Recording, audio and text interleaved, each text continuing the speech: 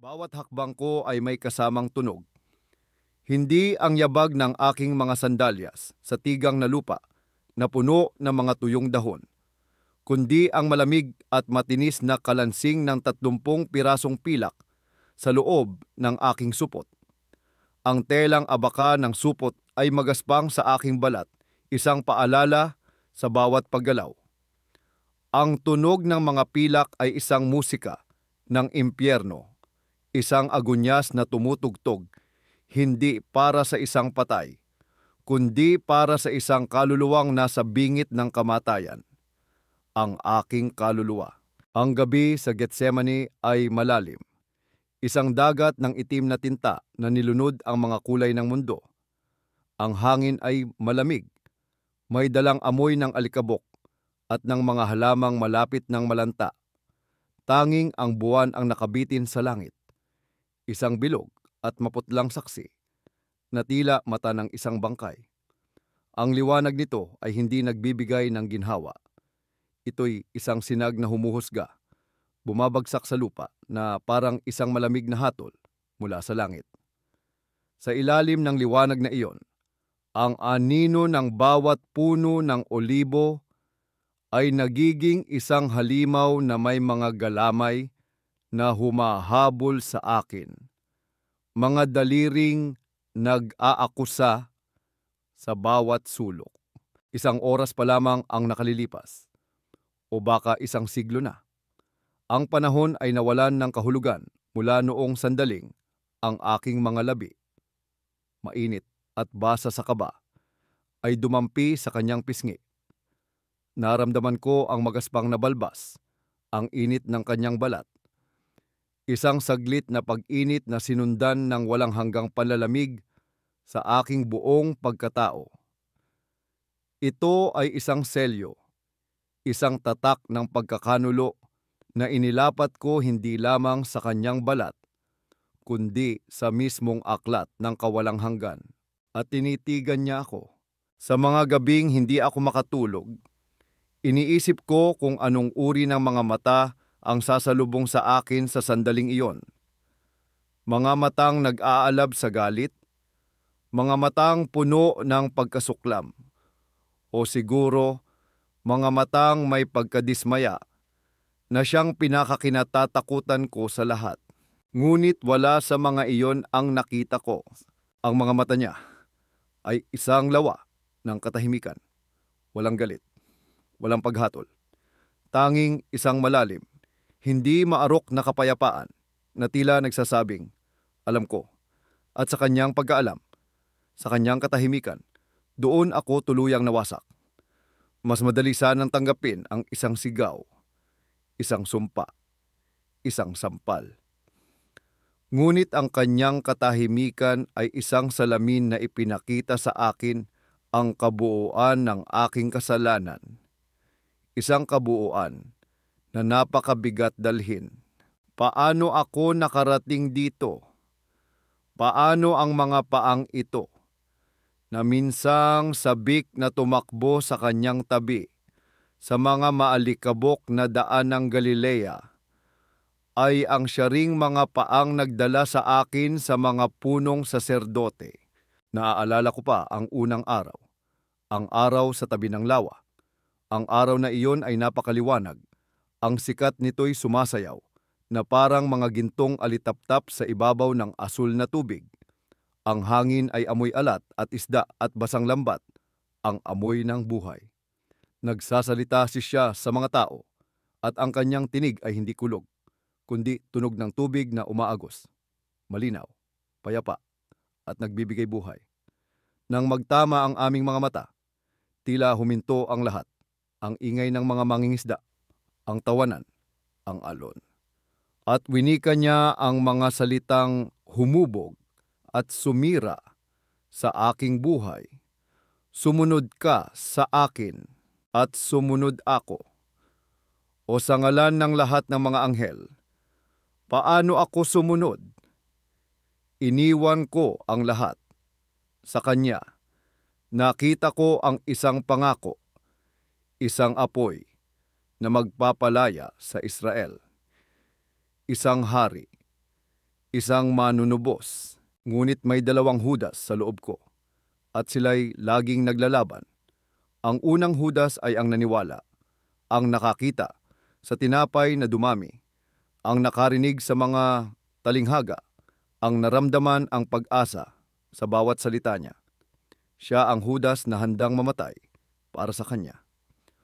Ngunit ang ikalawang Judas ay ang laging nag-aalinlangan, ang nagbibilang ng pera, ang sumusukat sa posibilidad, ang naghahanap ng mga patunay na nakikita ng mata. Siya ang Judas na hindi makapaniwala sa isang kahariang hindi nakikita. Sa loob ng 3 taon, ang dalawang Judas na ito ay naglaban sa loob ng aking dibdib. Ngayong gabi, ang anino ang siyang nanalo. Itinaas ko ang aking paningin sa buwan. Hindi na ito isang ilaw lamang, ito ang mata ng Diyos. Walang kurap, nakatitig sa bawat madilim na sulok ng aking nadungisang kaluluwa. Ang bawat anino sa aking paligid ay tila nagkakaroon ng hugis, nagiging mga multo ng mga pangakong binitiwan ko, ng pananampalatayang aking dinuraan. Kinapa ko ang supot sa aking tagiliran, ang 30 pirasong pilak. Sabi nila, ito raw ang halaga ng isang alipin. Ngunit para sa akin, hindi ito kabayaran. Ito ang mga binhi ng kadiliman. At ngayong gabi, itinanim ko ang mga iyon sa pinakabanal na hardin sa buong mundo. Anong uri ng halimaw ang aanihin mula sa gayong pagtatanim? Nagsimula akong tumakbo. Hindi ko alam kung saan patungo. Basta't palayo sa mga anino, palayo sa titig ng buwan. Ang aking paghinga ay putol-putol. Ang aking puso ay isang ibong nababali ang mga pakpak sa loob ng aking dibdib. Sa di kalayuan, sa gitna ng mga puno, natanaw ko ang isang lumang balon na yari sa bato. Isang pagnanasang hindi mapigilan ang bumihag sa akin. Ang pagnanasang maghugas. Hinila ko ang lubid. Ang timba ay umakyat mula sa kadiliman ng lupa, puno ng tubig na kumikinang sa ilalim ng liwanag ng buwan. Malamig, malinaw, dalisay. Sa isang saglit, isang hibla ng pag-asa ang sumibol sa akin. Marahil ang simpleng tubig ay sapat na. Marahil ang paglilinis ng katawan ay makakatulong linisin ang kaluluwa. Ibinuhos ko ito sa aking mga kamay. Kinukuskos ang mga ito na para bang may dumi o dugong nakikita. Pinilit kong hugasan hindi lamang ang alikabok, kundi ang alaala ng naging halik ko, ang pakiramdam ng pilak sa aking mga palad. Ngunit habang tinititigan ko ang tubig na dumadaloy sa aking mga daliri, isang panginginig ang gumapang sa aking gulugod. Sa ilalim ng maputlang sinag ng buwan, ang tubig ay tila nagbago ng kulay. Mula sa malinaw na anyo nito, ito'y dahan-dahang nagkaroon ng bahid. Isang mapusyaw na pula na lalong dumidilim sa bawat segundo. Hanggang sa ang dumadaloy sa aking mga kamay ay hindi na tubig, kundi isang likidong kasing kulay ng dugo. Napaurong ako, bumagsak sa lupa. Ang aking mga matay nanlalaki sa takot. Tumingin ako sa aking mga palad. Malinis ang mga ito sa paningin. Ngunit alam ko ang katotohanan. Ang mantsa ay wala sa balat. Nasa loob, walang balon sa buong Jerusalem, sa buong Judea o sa buong mundo. Ang may sapat na tubig upang hugasan ang mantsa sa aking kaluluwa. Tumakbo ako palayo sa balon, palayo sa pangitain ng dugong nagmantsa sa aking mga kamay. Bawat ugat ng isang puno ay tila kamay ng isang demonyo na gustong dumaklot sa aking mga paa. Bawat ihip ng hangin ay bulong ng aking pagkakasala. Huminto lamang ako nang ang aking mga baga ay nag-aalab at ang aking mga binti ay bumigay. Gumuho ako sa ilalim ng isang matandang puno ng olibo. Ang magaspang at baluktot na katawan nito ay tila isang matandang propeta na nakasaksi sa libu-libong taon ng pagdurusa. Isinandal ko ang aking likod dito. Ang gaspang ng balat ng puno ay isang maliit na sakit na pisikal. Isang angkor sa gitna ng unos sa aking kaluluwa. Ang puso ko'y pumipintig na parang isang bilanggo na nagwawala sa kanyang selda. Dito, sa lilim ng mga baluktot na sanga, itiningala ko ang aking mukha sa kalangitan. Isang walang katapusang karimlan na tinatabingan ang mga bituin. Ito ang perpektong larawan ng aking nararamdaman. Isang kaluluwang kinalimutan ng liwanag. At nagsimula akong magsalita, hindi sa aking sarili, kundi sa Kanya, sa Diyos na tila iniwan ako sa gitna ng kadilimang ito. Naririnig mo ba ako? Ang tanong ko sa kawalan. Ang aking tinig ay garalgal at mahina. O ang iyong mga tainga ba ay isinara na para sa isang tulad ko? Naaalala ko sa sinagoga, sinasabi ng mga eskriba na pinakikinggan mo maging ang panalangin ng mga ibon. Ang kaluluwa ko ba'y mas hamak pa sa isang ibon sa iyong paningin? Walang sagot. Tanging ang banayad na kaluskos ng mga dahon ng olibo habang dinadantayan ng hangin. Alam mo, pagpapatuloy ko, isang pait ang gumuguhit sa aking lalamunan. Mula sa simula, alam mo, bago pa man isilang ang unang bituin, alam mo na ang pangalan ko, Judas, ay isusulat sa kasaysayan katabi ng salitang pagkakanulo. Nakita mo ang landas na ito para sa akin. Bawat hakbang na magdadala sa akin sa hardin. Sa halik na iyon, sa 30 pirasong pilak, nakita mo ang lason sa aking puso. Bago ko pa man ito natikman. Huminga ako ng malalim. Ang hangin ay malamig at matalim. Kaya ang tanong ko ay ito. Bakit? Kung alam mo ang aking kahinaan, bakit mo ako hinayaan? Kung nakita mo ang ahas sa aking puso, bakit mo ako tinawag upang maging isa sa iyo, upang hawakan ang supot ng salapi, upang maupo sa iyong paanan? Ang iyong kapangyarihan ay walang hangganan. Isang salita mo lamang at ang aking mga paa ay hindi sana humakbang. Isang kumpas mo lamang at ang aking mga labi ay mananatiling nakatikom. Ngunit hindi ka kumilos. Nanood ka lang. Dumating ang hangin. Mas malakas ngayon. Yumuyugyog sa mga sanga sa itaas ko. Ito ba ang iyong hininga? Ang hininga ng Diyos na bumuhay kay Adan mula sa alabok? Kung ito nga ang iyong hininga, bakit hindi ito nangungusap? Bakit wala itong dalang salita ng paliwanag o ng paghatol? O baka ito ay isa lamang buntong hininga ng pagkadismaya? Para saan ang iyong katahimikan, Panginoon? Ang sigaw ko na, ang aking mga kamay ay kumuyom sa lupa. Ito ba'y isang pagsubok upang hayaan akong bumagsak at matuto ng isang aral na hindi ko kailanman maiintindihan? O ito ba ang iyong paraan ng pagpaparusa? Ang hayaan akong unti-unting mabulok sa sarili kong kasalanan.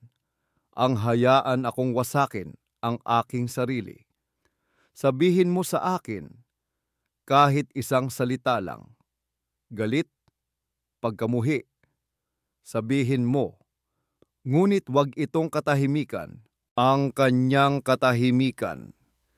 Iyon ang tunay na parusa, mas matindi pa sa apoy ng impyerno. Dahil sa apoy, alam mong nariyan siya. Ngunit sa katahimikan, nag-iisa ka. Lubos na nag-iisa. Ang isip ko ay lumipad pabalik sa Bethany. Parang kahapon lang. Naaalala ko ang mabigat na amoy ng kamatayan at mira na kumakapit sa hangin nang tumayo kami sa labas ng libingan ni Lazaro. Naaalala ko ang mga luha sa mata ni Maria at ang kanyang tinig na basag. Panginoon, kung narito ka lamang, hindi sana namatay ang aking kapatid. At nakita ko ang kanyang mukha at siya'y umiyak. Pagkatapos, tumayo siya sa harap ng bato at ang kanyang tinig ay dumagundong, malakas at puno ng kapangyarihan. Lazaro, lumabas ka. At ang patay na nababalot pa sa tela ng libing ay lumabas. Kamatayan mismo ay sumunod sa kanyang utos. Naaalala ko ang libu-libong gutom na mga tao sa dalisdis ng isang burol. 5 tinapay at 2 isda. Ako mismo ang nag-abot sa kanya ng mga iyon at narinig ko ang bulungan ng pag-aalinlangan mula sa iba. Ngunit itinaas niya ito sa langit, nagpasalamat at hinati-hati. Ako, kasama ang iba pa, ang naglibot at namigay. Walang katapusan ang pagkain. Ang mga basket ay hindi nauubusan. Isang himala ng kasaganaan mula sa kawalan. Himala. Nasaksihan ko ang mga himala na kayang baliktarin ang mga batas ng kalikasan. Isang tanong ang sumibol sa aking isipan. Isang tanong na mas matalas pa sa isang punyal. Bakit walang himalang dumating para sa aking kaluluwa? Maaari mo sanang binago ang aking pusong mapag-imbot. Maaari mo sanang binura ang pag-aalinlangan sa aking isipan. Maaari mo sanang pinatahimik ang tinig ng aking kayabangan. Nagpagaling ka ng bulag, ng ketungin, ng lumpo. Hindi mo ba kayang pagalingin ang isang kaluluwang may sakit? Isang himala lamang ang kailangan. Isang dampi ng iyong banal na kapangyarihan. Ngunit hinayaan mo ako. Hinayaan mo akong maging ako. At habang nakaupo ako roon, nalulunod sa kanyang nakabibinging katahimikan, isang katotohanan ang dahan-dahang lumitaw mula sa kadiliman. Isang katotohanang mas masakit pa sa pagkakanulo. Ang kanyang katahimikan ay hindi ang aking hatol. Ito ay isang puwang, isang espasyo kung saan ako binigyan ng kalayaang pumili at pinili ko ang kadiliman. Hindi niya ako itinulak. Ako ang tumalon. At sa katahimikang iyon, sa wakas, naunawaan ko, ang pinakamabigat na kasalanan ay hindi ang paghalik sa kanya sa hardin. Hindi rin ang 30 pirasong pilak. Ang pinakamatinding pagkakasala, ang kasalanang naghihiwalay sa isang tao mula sa Diyos ng lubusan, ay ang pagtigil sa paniniwala na ako'y maaari pang patawarin. Ang aking tunay na pagkakanulo ay hindi laban sa kanya. Ito ay laban sa kanyang awa. Ngunit saan nag-ugat ang kawalan ng pag-asang ito?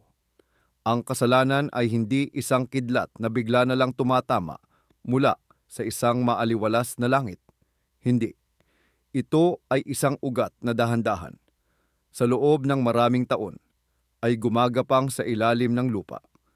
Kumakapit sa mga bato ng pag-aalinlangan at sumisipsip ng lakas mula sa kadiliman ng puso hanggang sa isang araw. Ito'y bigla na lang sisibol sa ibabaw ng lupa bilang isang nakalalasong halaman. Ang ugat ng aking pagkakasala ay hindi na itanim kagabi. Naitanim ito matagal na sa tigang at mabatong lupain ng aking pananampalataya. Sa aking kabataan, ang Mesiyas na aking pinangarap ay may mukha ng isang mandirigma. Lumaki ako sa mga kwento ni David na tumalo kay Goliath, ni Gideon, at ng kanyang 300 tauhan. ng mga Makabeyo na nagpalayas sa mga Griego. Sa gabi, habang nakikita ko ang mga lehyonaryong Romano na nagpapatrolya sa mga kalye ng Jerusalem, ang kanilang mga agila ay kumikinang sa liwanag ng sulo. Isang apoy ng galit ang nag-aalab sa aking dibdib. Ang Mesiyas na hinihintay ko ay isang taong dudurog sa mga agilang iyon, isang taong magwawagayway ng bandila ng Israel sa tore ng Antonia. Siya ay isang bagong David, may hawak na espada at hindi sanga ng olibo. Ang pananampalataya ko ay isinilang mula sa galit ng isang sinakop na bayan. Nang dumating siya, nakita ko ang kapangyarihan. Nakita ko ang mga himala, at sa bawat himala, lalong lumakas ang aking paniniwala. Siya na nga, malapit na. Ito na ang simula ng paghihimagsik. Ngunit habang lumilipas ang mga buwan at mga taon, nagsimula akong makinig ng mas malalim. At ang aking narinig ay unti-unting lumason sa aking pag-asa. Naaalala ko isang araw sa Capernaum. Isang senturyon ang lumapit sa kanya, isang Romano, ang simbolo ng aming pagkaalipin. Nakiusap ito para sa kanyang may sakit na alipin. Inasahan kong tatalikuran siya ni Jesus, ngunit hindi. Pinagaling niya ang alipin. At sinabi pa niya na hindi pa siya nakakita ng ganoong kalaking pananampalataya sa buong Israel. Sa sandaling iyon, nakaramdam ako ng paghanga sa kanyang kapangyarihan. Ngunit kasabay nito ay isang matinding pait. Bakit ipinagkakaloob ang himala sa aming mga kaaway? Nangaral siya tungkol sa pag-ibig sa kaaway, sa pagbibigay ng kabilang pisngi. Habang sinasabi niya iyon, ang nakikita ko ay ang mukha ng maniningil ng buwis, ang aroganteng titig ng isang Romanong opisyal. Paano mo mamahalin ang mga iyon? Ang kanyang kaharian, ayon sa kanya, ay wala sa mundong ito. Sa bawat sermon niya tungkol sa kapatawaran, isang maliit na bahagi ng aking inaasahan ang namamatay. Ang Mesyas na aking sinundan ay hindi pala ang Mesyas na aking pinangarap. At doon nagsimula ang aking pagkabigo, isang pagkabigo sa Diyos. Ito ang pinakaunang anyo ng aking pagkakanulo. Kaya gumawa ako ng isang plano, isang desperadong sugal. Isinilang mula sa aking kayabangan, naisip ko. Marahil, hindi niya naiintindihan ang politika. Marahil ang kanyang kabutihan ay nagiging kahinaan. Kailangan niya ng isang tulak. Ako ang magbibigay niyon. Sa aking kahangalan, inisip ko na ako, si Judas, ang mas nakakaalam sa landas ng kaligtasan kaysa sa anak ng Diyos. Ang aking plano ay hindi isang plano ng pagtataksil, kundi isang plano ng paghahayag. Ipagkakanulo ko siya, hindi upang siya'y mapahamak, kundi upang pilitin ang kanyang kamay. Inakala ko na kapag siya'y napaligiran na ng mga kawal ng Sanhedrin, kapag ang kanyang likod ay nakasandal na sa pader, wala na siyang ibang pagpipilian. Sa sandaling iyon, tatawagin niya ang mga lehiyon ng anghel. Sa sandaling iyon, ang langit ay magliliyab at ang lupa ay yayanig. Itatapon niya ang mga kawal, lalakad patungo sa templo, at doon, sa harap ng lahat, ipahahayag ang kanyang sarili bilang hari. Iyon ang aking plano. Ipinagkanulo ko siya upang iligtas ang aking pangarap sa kanya. Mula sa malayo, sa likod ng mga puno, pinanood ko ang lahat. Nakita ko ang liwanag ng mga sulo na papalapit. Narinig ko ang kalansing ng mga sandata. Nakita ko si Pedro na bumunot ng espada, isang kisap ng pag-asa. Ngunit pinigilan siya ni Jesus. At nang siya'y manahimik, nang hinayaan niya ang mga kawal na igapos ang kanyang mga kamay na minsay nagpagaling sa napakarami. Nang tumingin siya sa akin, hindi nang may galit, kundi nang may katahimikang tumago sa buto. Sa sandaling iyon, gumuho ang lahat. Ang aking pananampalataya, ang aking mga pangarap, ang aking pagkaunawa sa Diyos at sa mundo. Ang Judas na mandirigma ay namatay, kasama ng Judas na alagad. Ang natira na lamang ay ang taksil. Habang inaalala ko ito, ang mga anino ng puno ng olibo sa aking paligid ay nagsimulang magbago ng anyo. Hindi na sila basta anino. Sila ay nagiging mga wangis. Isang anino ay hugis korona, ngunit yari sa tinik. Ang isa ay hugis agila ng Roma, ngunit may mga matang mapang-uyam. Ang isa pa ay wangis ko mismo, may hawak na supot ng pilak at tumatawa. Sumasayaw sila sa hangin, bumubulong. Tinutuya ang aking kahangalan. Hindi ko na kinaya. Ang bigat ng katotohanang ito ay mas mabigat pa sa lahat ng pilak sa mundo. Ang aking mga tuhod ay bumigay, at ako'y napaluhod sa malamig na lupa. Ang aking noo ay halos sumayad sa alabok. At sa wakas, sa isang pabulong na sigaw na tanging ang gabi lamang ang nakarinig, lumabas ang pinakatago-tago kong kasalanan. O Panginoon, hindi kita ipinagkanulo sa pamamagitan ng isang halik. Ipinagkanulo kita sa pamamagitan ng aking kapalaluan na nais kang kontrolin. Nakaluhod ako sa lupa.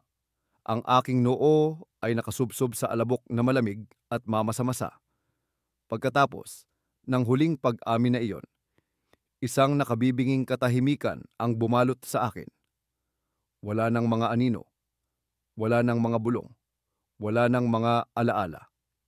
Tanging isang ganap na kawalan, na parabang ang aking kaluluwa ay isang sisidlang binuhusan ng lahat ng laman, hanggang sa ito'y maging isang hungkag na bagay na lamang. Sa loob ng ilang sandali, o baka ilang oras, nanatili ako roon, hindi gumagalaw, isang monumento ng sarili kong pagkawasak. Pagkatapos, mula sa pusod ng kawalan na iyon, isang tinig ang namuo sa aking lalamunan. Hindi ito ang tinig ng alagad o ng tagapamahala ng salapi o ng taksil.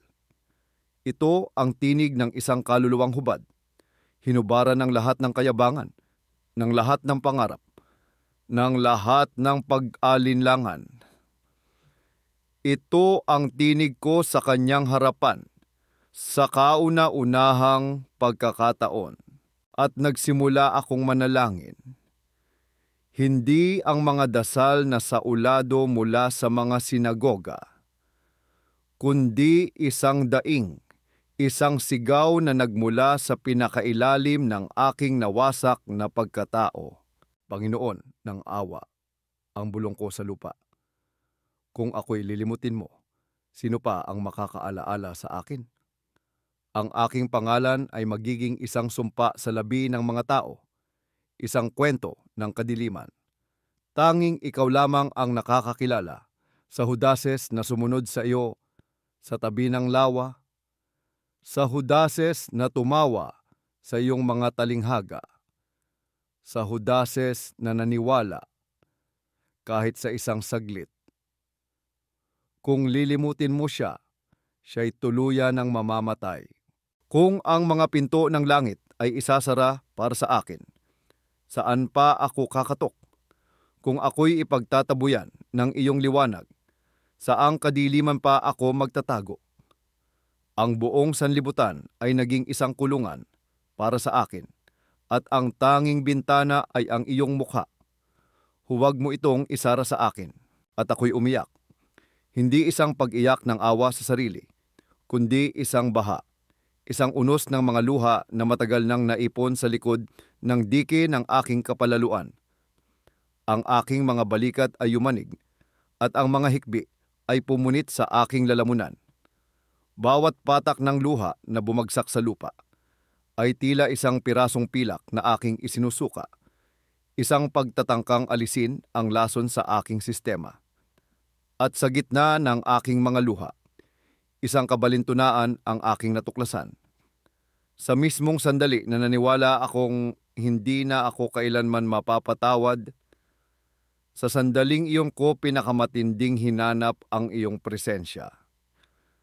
Sa gitna ng aking ganap na pagkawalay, doon ko naramdaman ang pinakamatinding pagnanais na muling makaugnay. Ang pagnanais na iyon ay napakatindi, kaya't sa aking isipan, ang hardin ng Getsemani ay naglaho. Ipinikit ko ang aking mga mata, ngunit isang pangitain ang sumilay sa likod ng mga ito. Mas malinaw pa sa liwanag ng buwan, isang burol sa labas ng lungsod. Golgota, ang lugar ng bungo. Naramdaman ko ang alikabok sa aking mga paa. Narinig ko ang ingay ng mga taong nag-uusyoso. Narinig ko ang malulutong na tunog ng martilyo na ibinabaon ang mga pako sa laman at kahoy. Isang tunog na paulit-ulit, isang ritmo ng kalupitan. Nakita ko ang 3 krus na itinayo laban sa isang langit na nagdidilim. Kahit katanghalian pa lamang, tumingin ako sa kanyang mukha, puno ng dugo at pawis. Ang kanyang mga labi ay tuyo at basag, ngunit ang kanyang mga mata ay kapareho ng mga matang tumitig sa akin sa hardin. Puno ng sakit, ngunit puno rin ng isang pag-ibig na hindi kayang unawain ng mundo. Narinig ko ang mga pangaalipusta. Kung ikaw ang hari ng mga Hudyo, iligtas mo ang iyong sarili. Nakita ko ang mga kawal na nagsusugal para sa kanyang damit. Nakita ko ang mukha ni Maria, ang kanyang ina, na basag sa pagdurusa, at si Juan, na umaalalay sa kanya. At sa gitna ng lahat ng iyon, narinig ko ang kanyang tinig. Hindi isang sigaw ng galit o paghihiganti, kundi isang bulong na dala ng hangin. Isang hininga ng walang hanggang awa. Ama, patawarin mo sila, sapagkat hindi nila nalalaman ang kanilang ginagawa. Noon nang marinig ko ang mga salitang iyon, ang nasa isip ko ay ang mga Romano, ang mga Pariseo, ang mga hangal na taong sumisigaw ng ipako siya sa krus. Sila ang hindi nakakaalam. Ngunit ngayong gabi, dito sa alabok, habang pinapanood ang pangitaing ito sa aking isipan, sa kauna-unahang pagkakataon, naunawaan ko ang salitang sila. Kasama ako ron. Ako, na nag-akalang alam ko ang lahat, ang siyang pinakabulag sa lahat. Isang bagong uri ng panginginig ang gumapang sa akin. Hindi mula sa takot, kundi mula sa isang pagkamangha na hindi kayang ipaliwanag. Ang aking panalangin ay nagbago ng anyo, naging isang salmong baliktad, isang awit ng kadiliman na naghahanap ng liwanag. Nakita ko ang iyong mukha sa dilim ng aking pagkakanulo. Tinakpan ko ang aking mga mata ng 30 pirasong pilak, ngunit ang iyong liwanag ng pagpapatawad ay sumisikat sa likod ng aking mga luha. Narinig ko ang iyong hatol sa iyong katahimikan. Tinakpan ko ang aking mga tainga ng kalansing ng kasakiman. Ngunit ang iyong bulong ng pag-ibig ay umalingaw-ngaw sa wasak na templo ng aking kaluluwa. Nadama ko ang iyong pagtawag sa tabi ng lawa ng Galilea. Tinakpan ko ang aking puso ng baluti ng aking mga plano. Ngunit ang iyong pag-ibig ay isang apoy na tumunaw sa lahat ng aking kayabangan. Sinubukan kong hubugin ka ayon sa aking pangarap na hari. Iginapos ko ang aking isipan sa rehas ng aking pagkabigo. Ngunit ang iyong tunay na kaharian ay ipinanganak sa aking pagkawasak. Hindi na ako ang taong nag-aalinlangan. Hindi na ako ang taong mayabang. Hindi na ako ang taong nagbibilang ng salapi. Ako na lamang ay isang pagsisisi na may pangalan. Isang luhang naghahanap ng kamay na magpupunas dito.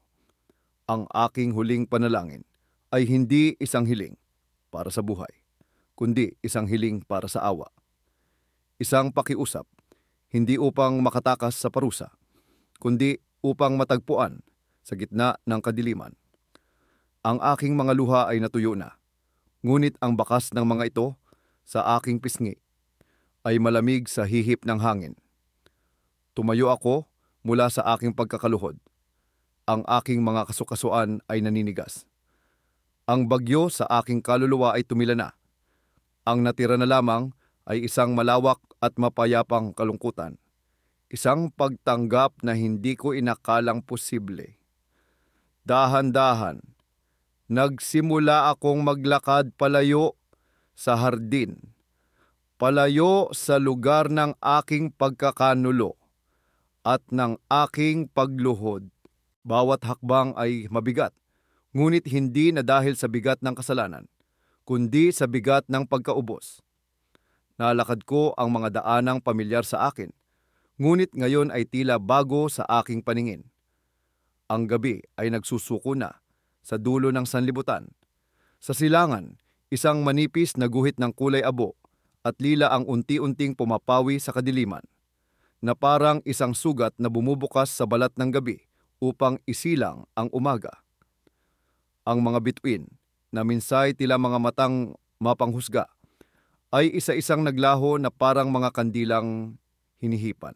Umakyat ako sa isang maliit na burol, isang lugar na walang pangalan, kung saan may isang matandang puno ng sikomoro na nakatayong mag-isa. Ang mga sanga nito ay nakaunat sa langit, na parang mga kamay sa panalangin. Mula sa tuktok, tanaw ko ang Jerusalem na nagsisimula pa lamang gumising, naliligo sa malamig na hamog ng madaling araw.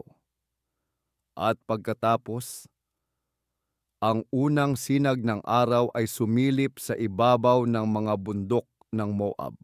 Ang liwanag na iyon ay sumugat sa aking mga mata, na nasanay na sa dilim. Napapikit ako sa sakit, ngunit kasabay ng sakit ay isang init. Isang banayad na init na gumapang sa aking balat. Isang pakiramdam na halos nakalimutan ko na. Ang init ng pag-asa o marahil ng pagtanggap. Sa aking mga kamay ay may hawak akong isang lubid. Magaspang ito at matibay. Hindi ko na maalala kung saan ko ito kinuha. Tila ito yung isang bahagi na lamang ng aking pagkatao ngayong gabi. Ang huling bagay na pag-aari ko sa mundong ito.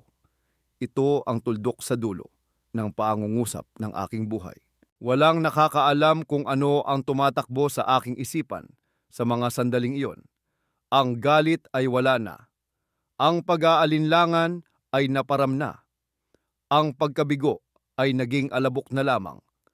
Ang natira ay ang bigat ng aking ginawa at ang liwanag ng kanyang awa, dalawang bagay na sabay kong niyakap. Inilabas ko mula sa aking supot ang 30 pirasong pilak. Kumalansing sila sa huling pagkakataon sa aking palad bago ko itinapon sa damuhan. Sila'y mga binhi ng kadiliman. Hayaan silang mabulok sa lupa. Wala na silang kapangyarihan sa akin. Tumingin ako sa sumisikat na araw, ang simbolo ng isang bagong araw na hindi na para sa akin. Ngunit sa kauna-unahang pagkakataon, hindi ako nakaramdam ng pait at sa huling pagkakataon, ako'y lumuhod. Hindi na sa alabok ng pagkakasala, kundi sa damo, nabasa ng hamog ng umaga. Ang aking mga tuhod ay nabasa, at ang lamig ay isang paalala na ako'y buhay pa. Kahit sa ilang saglit na lamang, hindi ko na kailangang sumigaw. Ang aking puso ay payapa na. Ibinulong ko na lamang sa hangin ang aking huling salita, isang hiling na isinuko sa kanyang katahimikan, isang alay na tanging siya lamang ang makakaunawa. Kung sa iyong katahimikan ay may awa, ang aking sabi, habang isang huling luha ang dumaloy sa aking pisngi. Hindi dahil sa sakit, kundi sa pasasalamat. Hayaang ang aking pag-iyak ay maging panalangin. At ako'y tumayo, hindi isinalaysay ng kasaysayan ang bigat ng isang katawang ibinigti sa puno ng sikomoro. Hindi nito inilarawan ang huling paghinga o ang panginginig ng kamatayan. Sapagkat hindi iyon ang mahalaga. Ang tanging nakita ng umaga ay ang liwanag, habang ang araw ay sumisikat ng buo. Isang sinag ng purong ginto ang tumama sa kanyang mukha.